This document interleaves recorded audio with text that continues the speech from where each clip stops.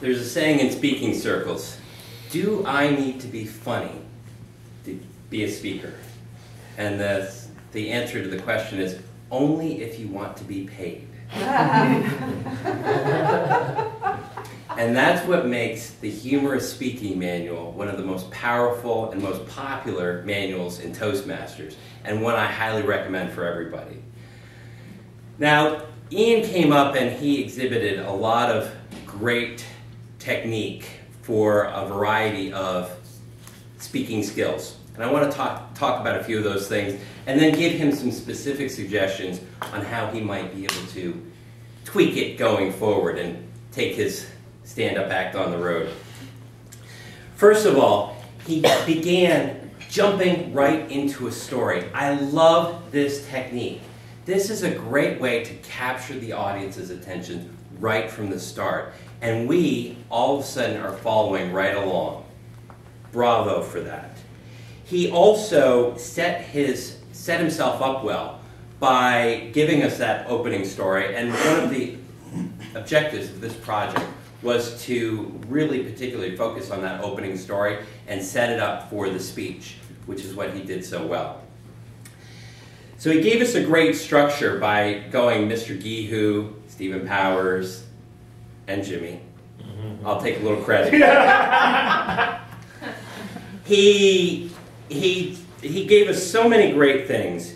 First of all, he talked from personal experience when you're giving your stories. Another thing that, again, the project of this manual called for.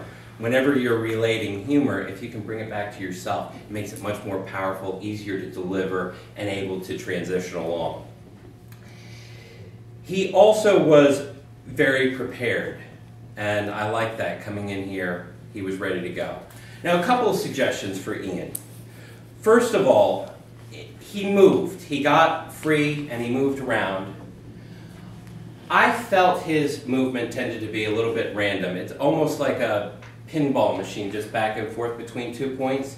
And my suggestion is, especially in a speech that's got such great structure like this, set up Mr. Geehoo over here.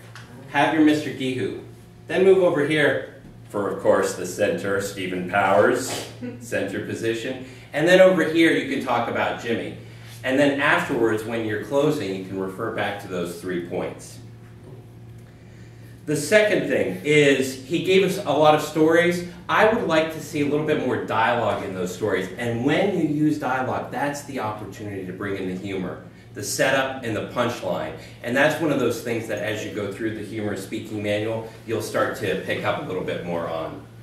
And the third thing is, he had these great pauses, but I want to see like a nice long pause. Let the audience just laugh. Don't trample on their humor.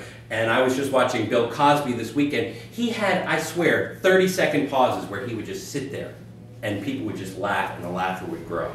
So those are the things I would suggest for Ian, and I look forward to his further stand-up routine.